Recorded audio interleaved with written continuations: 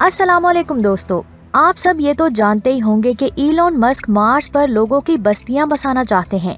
लेकिन science enthusiast Elon Musk को ये समझाने की कोशिश करती है कि उन्हें मार्स की बजाय चांद पर लोगों को लेकर जाना चाहिए। चांद और जमीन के दरमियान मौजूद फासले को देखकर कुछ साइंटिस्ट का कहना है कि मार्स की निस्बत चांद पर लोग ज्यादा आसानी से रह सकेंगे। मुझे लगता है कि इलॉन मस्क वही करेंगे जो उनका दिल करेगा, न कि वो लोगों के मशवरों पर अमल करेंगे। वैसे चांद मार्स की निस्बत जमीन के बहुत ज्यादा नजदीक है, जिसकी वजह से चांद पर जाने के लिए टाइम भी बहुत कम लगेगा। यहाँ पर एक सवाल आता है, हम चांद पर ह्यूमन बेस क्यों नहीं बना सकते? क्या इसके पीछे कोई खौफनाक राज है जिसे साइंटिस्ट आज तक हमसे छुपा रहे हैं? इफ टीवी के दोस्तों, आज की इस वीडियो में हम इन्हीं सवालों के बारे में जानने वाले हैं। लेकिन वीडियो शुरू करने से पहले आपसे गुजारिश है कि अगर अभी तक आपने हमारे चैनल को सब्सक्राइब नहीं किया तो बराए मेहरबानी हमारे चैनल को सब्सक्राइब करके बेल आइकन को प्रेस कर दें और इसके साथ ही हमारी वीडियोस को लाइक एंड शेयर जरूर करें। वीडियो के स्टार्ट में सबसे पहले आपको टेक्नोलॉजी के बारे में जानना होगा। ये इन्फॉर्मेशन एक्यूरेट तो नहीं है, लेकिन आपको ये समझाने के लिए काफी है कि आखिर हम मार्स और चांद पर एक ही रॉकेट को क्यों नहीं भेज सकते। आइए इसे एक एग्जाम्पल से समझते हैं। फर्ज करें कि आप एक बाइक चला रहे हैं और दूसरी तरफ एक बुलेट ट्रेन चल रही है। आमतौर पर ये ट्रेन 300 किलोमीटर फी घंटा की स्पीड से सफर करती है, लेकिन बाइक से इतना सफर तय करना नामुमकिन है। फॉर एग्जाम्पल, अगर आपने 500 मीटर स्टॉप पर किसी भी चीज को डिलीवर करना है तो आप आसानी से बाइक को रोक कर डिलीवर कर सकते हैं। लेकिन इस सिचुएशन में ट्रेन बाइक से ज्यादा पावरफुल है, जिसकी वजह से उसे बार बार 500 मीटर पर रोकना थोड़ा नामुमकिन सा लगता है। लेकिन फिर भी हम इसी ट्रेन का इस्तेमाल करेंगे क्योंकि इसकी स्पीड बाइक की निस्बत ज्यादा है। अब आप ये समझ गए होंगे कि पावर और स्पेसिफिकेशन हर जगह काम नहीं आती। जो रॉकेट्स मार्स के लिए बनाए गए हैं उन्हें अलग तरीके से डिजाइन किया गया है, उनके पार्ट्स और क्वालिटीज अलग हैं और इसके साथ ही उनका कॉन्सेप्ट भी अलग है। दूसरी तरफ अपोलो मिशन के लिए जिन रॉकेट्स और स्पेस क्राफ्ट का इस्तेमाल किया गया था, उनका डिजाइन और उनका काम बिल्कुल अलग था। अगर आप इफ टीवी की तमाम वीडियोस देखते हैं तो आप ये जरूर जानते होंगे कि स्पेस में छोटी से छोटी चीज भी बहुत ही अहम रोल प्ले करती है। तो अगर हम मार्स पर जाने वाले रॉकेट का इस्तेमाल चांद पर जाने के लिए करें तो हम ये नहीं जानते होंगे कि वो रॉकेट उतना सिक्योर होगा या नहीं। इसके बारे में कोई भी नहीं जानता, अब चाहे छोटी सी भी तब्दीली क्यों न करनी पड़े। लेकिन आर्किटेक्चर, डिजाइन, कैपेसिटी और एफिशिएंसी दो सेलेस्टियल बॉडीज के मामले में थोड़ी बहुत तो बदलनी ही होगी। अगर हम चांद पर किसी भी तरह की ऑब्जर्वेटरी या फिर स्पेस स्टेशन बनाएं तो इससे हमें बहुत ज्यादा इन्फॉर्मेशन मिल सकती है।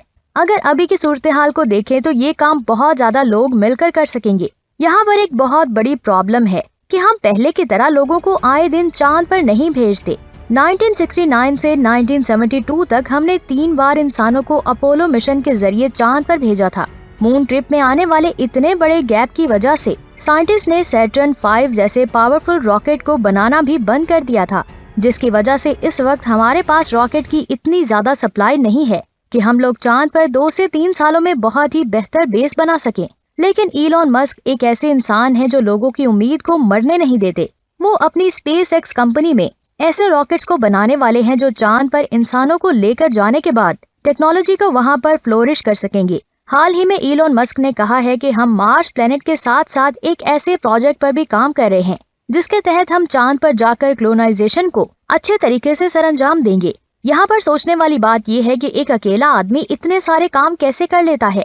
यहाँ पर मैं आपको बता दूं, चांद पर बस्तियां बसाने के लिए सबसे मुश्किल बात यह है कि वहाँ पर बेस बनाने के लिए हम जितना भी सामान यूज करेंगे उसे हम जमीन से नहीं लेकर जा सकते।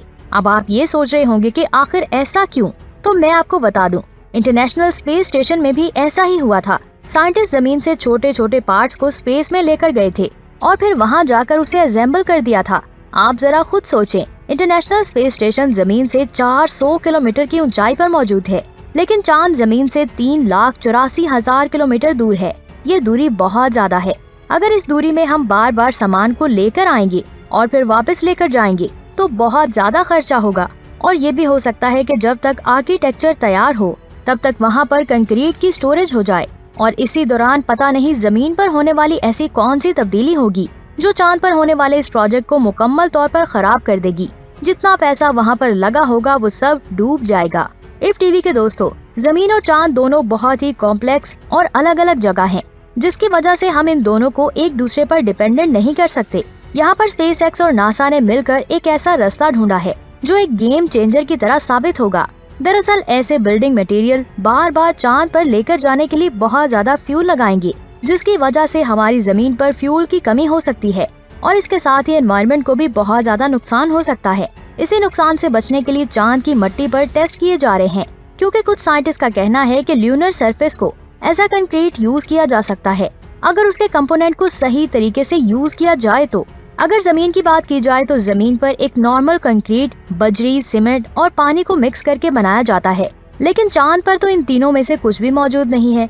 यहाँ पर अच्छी बात यह है कि चांद पर इनके अल्टरनेटिव जरूर मौजूद हैं। दरअसल चांद के एटमॉस्फेयर में सल्फेट बहुत ज्यादा मिकदार में मौजूद है और इसके साथ ही ल्यूनर डस्ट में भी कुछ ऐसे एलिमेंट्स पाए जाते हैं कि अगर सल्फर और ल्यूनर डस्ट को एक साथ मिला दिया जाए तो इससे एक ऐसा कॉम्बिनेशन बनेगा जो हमारी जमीन के एलिमेंट से भी ज्यादा स्ट्रॉन्ग होगा। इन एलिमेंट्स का चांद पर इतना ज्यादा स्ट्रॉन्ग होना बहुत ज्यादा जरूरी भी है, क्योंकि चांद पर मुसलसल एक्सपोज सोलर विंड अटैक करती रहती है और इसके अलावा हम ये नहीं जानते कि कब और कहां से चांद पर हाई स्पीड पार्टिकल्स अटैक करने लगे। ये पार्टिकल्स चांद की सतह को कितना ज्यादा नुकसान पहुंचाएंगे, इसका हम अंदाजा भी नहीं लगा सकते। अब हम लोग चांद पर जो कुछ भी बनाएंगे उसे ये सोच समझकर बनाएंगे कि हमें उस चीज को जमीन के मुकाबले में कई गुना ज्यादा मजबूती से बनाना होगा। आखिरकार चांद पर जाने के बाद हम लोग सोलर एनर्जी के थ्रू अपनी बेस को पावर सप्लाई देंगे। सोलर पैनल्स का ये नेटवर्क भी चांद के पोल्स पर लगाया जाएगा, जिसकी वजह से कभी भी सोलर सप्लाई नहीं रुकेगी और खाने के लिए एस्ट्रोनॉट्स हाइड्रोपोनिक यानी कि पानी में उगने वाले पौधे खाकर गुजारा करेंगे। आइए अब आपको ये भी बता देते हैं कि दुनिया भर के कई साइंटिस्ट का कहना है कि नासा को चांद पर कई बेस की बजाय नेचुरल सैटेलाइट के चारों तरफ एक सैटेलाइट का इंतजाम करना चाहिए, ठीक उसी तरह जैसे हमारी जमीन के चारों तरफ इंटरनेशनल स्पेस स्टेशन मौजूद है। उन साइंटिस्ट के हिसाब से ल्यूनर स्पेस स्टेशन का होना फ्यूल के नजरिए से ज्यादा मुनासिब रहेगा, क्योंकि चांद से वापस आने के लिए रॉकेट को बहुत ज्यादा तादाद में फ्यूल चाहिए होता है और अगर इंसान वहाँ पर रहेंगे तो उन्हें आए दिन चांद पर आना और जाना पड़ेगा, जिसकी वजह से फ्यूल बहुत ज्यादा मिकदार में इस्तेमाल होगा। इसका असर जमीन पर बहुत ज्यादा देखने को मिलेगा। इसीलिए कुछ साइंटिस्ट का कहना है कि उन स्पेस एजेंसीज को ल्यूनर बेस की बजाय ल्यूनर स्पेस स्टेशन का इंतजाम करना चाहिए।